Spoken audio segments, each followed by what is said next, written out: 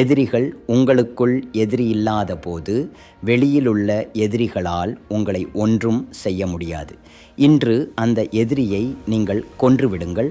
உங்களுக்குள் இருக்கும் எதிரி, உங்கள் தலையில் ஒலிக்கும் அந்த குரல், உன்னால் முடியாது என்று கிசுகிசுக்கும் அந்த குரல், நீ போதுமானவன் அல்ல, உன்னால் ஒருபோதும் சாதிக்க முடியாது, அதுதான் சந்தேகத்தின் குரல். இன்று நீங்கள் அதை அமைதியாக்குங்கள்.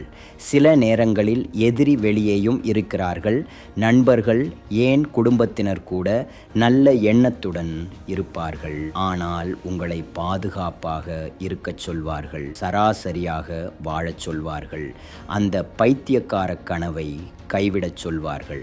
ஆனால் உங்களுக்கும் எனக்கும் தெரியும், நீங்கள் சராசரிக்கும் அப்பாற்பட்டவர் என்று. ஆம், விட்டு கொடுப்பது கடினம்தான். ஆனால் உங்கள் திறனுக்கு குறைவாக வாழ்வது அதைவிட கடினம். ஆகவே அவர்கள் சொல்வது தவறு என்று நிரூபியுங்கள்.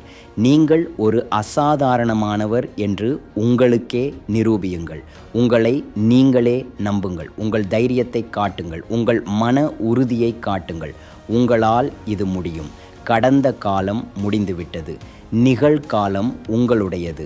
நீங்கள் எப்படி பதிலளிக்கிறீர்கள் என்பதை நீங்கள்தான் கட்டுப்படுத்துகிறீர்கள். இதை நினைவில் கொள்ளுங்கள். உங்கள் மிகப்பெரிய எதிரி சந்தேகப்படுபவர்கள் அல்ல, உங்களை வெறுப்பவர்கள் அல்ல, தடைகள் அல்ல, அது நீங்கள்தான். உங்கள் தலையில் ஒலிக்கும் குரல்கள். நீங்கள் அங்கே இருப்பதற்கு பதிலாக இங்கே இருப்பதற்கு காரணம் அவைதான். நீங்கள் உங்கள் உச்சத்தை அடையாததற்கு காரணம் அவைதான். உங்களால் ஏன் முடியாது என்று நீங்களே சொல்லிக்கொள்ளும் அந்த கதை, அது ஒரு பொய். உங்களுக்கும் உங்கள் கனவுகளுக்கும் இடையில் நிற்பது நீங்கள்தான். உங்கள் மனம் விட்டுவிடு என்று சொல்லும்போது, உங்கள் மனம் போதும் என்று சொல்லும்போது, உங்கள் மனம் உன்னால் தொடர முடியாது என்று சொல்லும்போது, உங்கள் மனதை அமைதியாக இருக்கச் சொல்லுங்கள். உங்கள் இதயத்திற்கு கேளுங்கள். ஏனென்றால் உங்கள் இதயம்தான் உங்கள் மனதை விட வலிமையானது. உங்கள் இதயத்தில்தான் உங்கள் பேரார்வம் வாழ்கிறது. யாரும் சரியானவர்கள் அல்ல. ஆனால் நீங்கள் வேண்டுமென்றே செயல்பட தேர்வு செய்யலாம். பொறுப்பேற்க, ஏதாவது செய்ய. மனம் சக்தி வாய்ந்தது. அது உங்கள் சிறந்த நண்பனாகவோ அல்லது உங்கள் கொடிய எதிரியாகவோ இருக்கலாம். நீங்கள் எந்த குரலை கேட்க தேர்வு செய்கிறீர்கள் என்பதை பொறுத்தது அது. சந்தேகத்தின் குரல், சராசரியின் குரல் அல்லது தைரியத்தின் குரல்.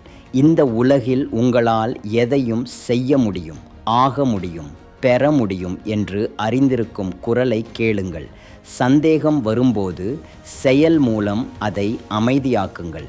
வெற்றியின் மூலம் அதை அமைதியாக்குங்கள். உங்கள் செயல்கள் உங்கள் சந்தேகங்களை நசுக்கிவிடும். உங்கள் வெற்றிகள் அவற்றை புதைத்துவிடும். உங்கள் சந்தேகங்களின் காரணமாக செயல்படுங்கள்.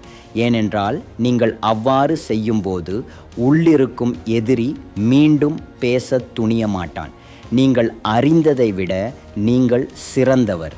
நீங்கள் கற்பனை செய்வதை விட அதிக திறமை கொண்டவர். ஒவ்வொருவருக்குள்ளும் அந்த எதிரி இருக்கிறான்.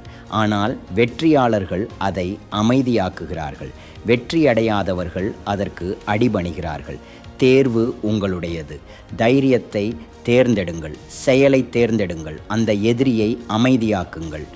ஜெய் ஹிந்த்.